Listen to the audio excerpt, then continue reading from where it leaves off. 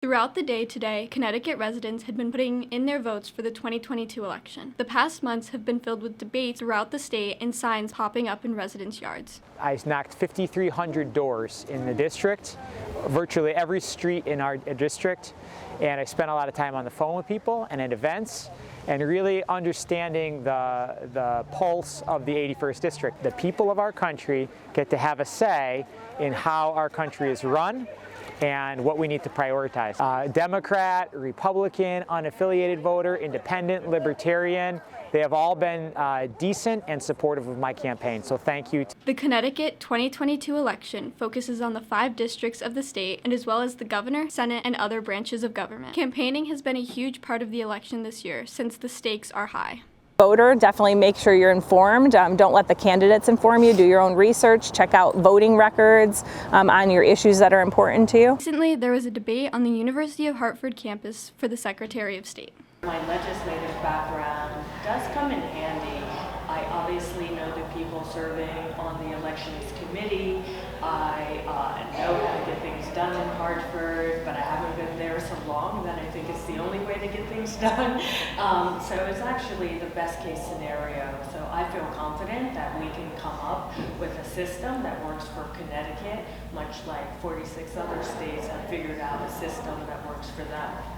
Coming for me, are supporting me for my passion and for my dedication to this work. They love my work ethic, and they love the ideas I bring to the table. I bring a lot of ideas to the table, probably more than we can ever bring out in debate. So those things are going to carry me over the finish line, and I look forward to it. We are resonating with lots of communities.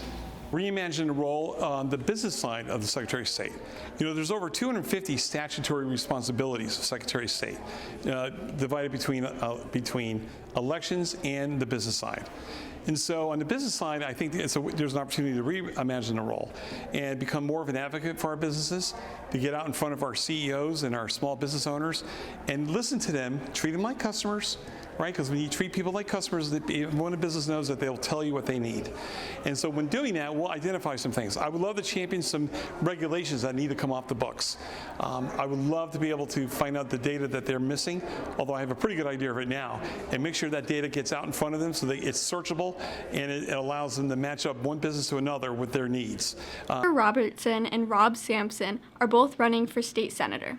Since 2019, Rob Sampson has represented the 16th Senate District as part of the Connecticut State Senate, while Christopher was a member of the Cheshire Roads and Sewer Commission and a Southington Fire Commissioner.